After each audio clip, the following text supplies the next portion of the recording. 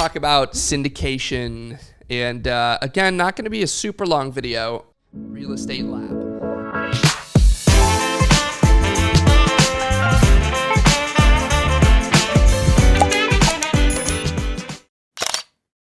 All right, guys, so we're going to talk about syndication, and again, not going to be a super long video. I want you guys to go and do some more research on this online separately, because there are always changing legalities around syndication process, different rules and regulations coming out. I'm going to touch high level on it so that you guys can get just a base of knowledge, and then I'm going to give you some homework. Go do some more research online.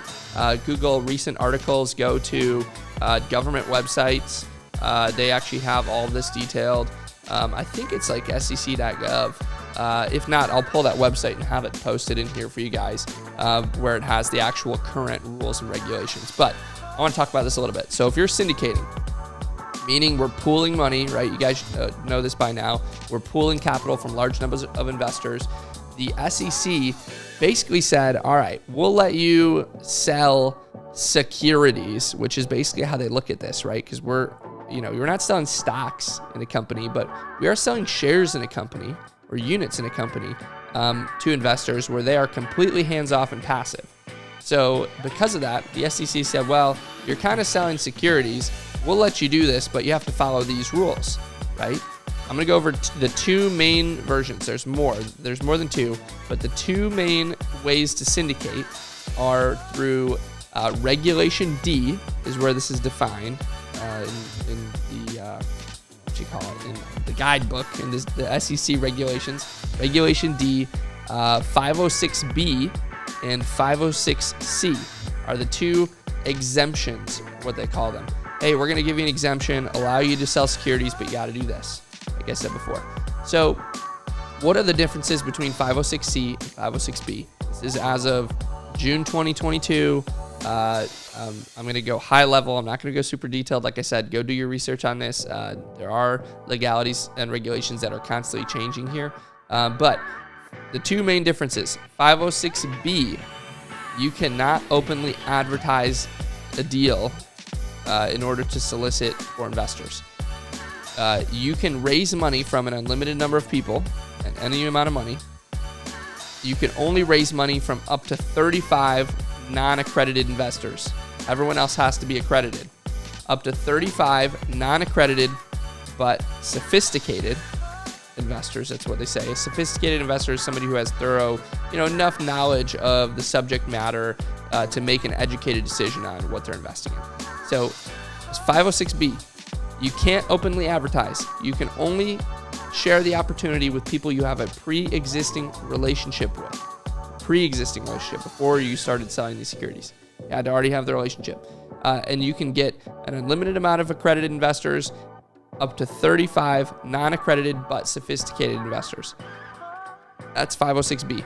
506C, on the opposite side, you can openly advertise this to anyone. However, you can only raise money from accredited investors. What is an accredited investor? There are a lot of different things that determine what is accredited versus not, but the main things are an accredited investor has $1 million net worth or makes over $200,000 a year single, or I believe, check me on this, but I believe $300,000 a year combined if they're married. So if they hit the 200 or 300,000, if you're single or married, or you have $1 million net worth or more, you're an accredited investor.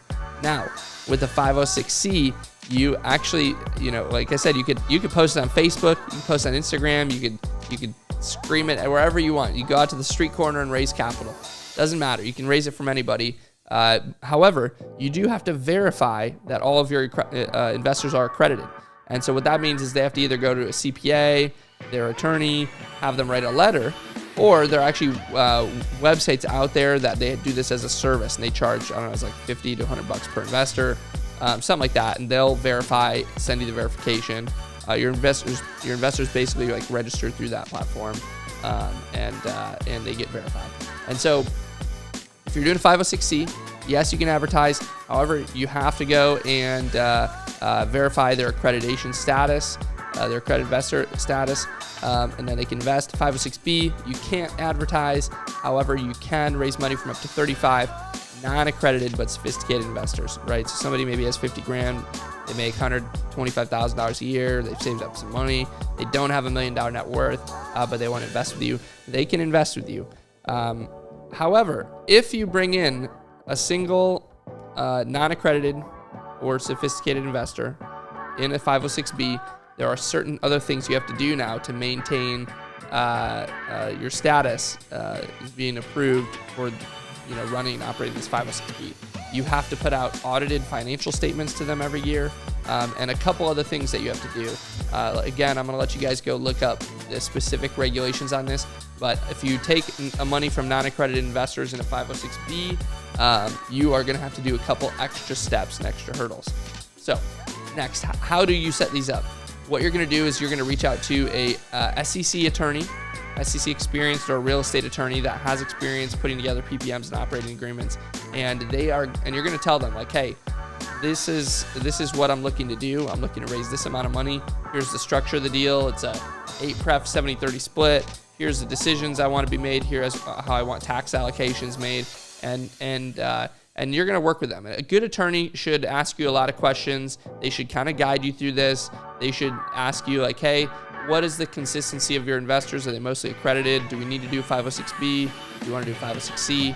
And you should really talk it through with them, because they're going to have the most up-to-date knowledge on the subject matter, and they're going to be able to guide you into what is best suited for your deal. So definitely you need to have an attorney in your back pocket to go through this, to set this up.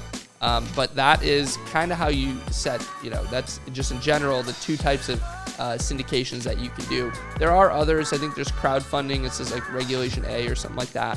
And I have not done that yet. You can set up funds. Funds are still going to be under normally the 506B or C, whichever one you decide. But again, we talked about timeline on this. You guys want to get these set up as soon as possible once you go under contract on a deal. As long as you're moving forward on it and you're not concerned about closing, you definitely want to get these set up right away, because it takes some time for these documents to get put together. A fund could take up to 2 months, because there's a lot more that goes into it. A syndication, 1 to 2 weeks, maybe 3 weeks to get these docs put together. And these are the documents that are the PPM. That's going to explain in there what type of syndication, 506B or 506C, and it's going to have all the risks outlined and all of the regulations and requirements under there. Are you an accredited investor or not? There's going to be a checklist on there, so they can fill it out to verify if they're accredited or not. And so, again, get with your attorneys. They're going to help you put that together. We went through the capital raising process. So the syndication process, a lot of people think it's very complicated. It's actually very simple. So you just need to get these documents put together, and then you need to follow whatever guidelines there are around the type of syndication you're doing, 506B or C. And from there, you can get into raising capital, which we just talked about in the last video. The last thing that you have to do, or your attorney should do for you, is along with this 506B or C exemption, all you have to do is you don't have to register with the SEC or anything for the securities. You just have to file what's called a Form D. And that is going to break down how much money you're raising, what type of syndication was it, what's the purpose for this, how many investors did you bring in or are you bringing in, where are your investors from, what state are they located in, that type of stuff. So you're going to have a Form D filled out and filed, and your attorney should do that for you. So just make sure that does happen, because that is a requirement. You have to do that. So that is, in general, all you have to do to set up a syndication and start raising capital. So get an attorney, a good real estate attorney that can put that together for you, that's knowledgeable about the subject matter, and go out there and start raising some capital. See you guys in the next one.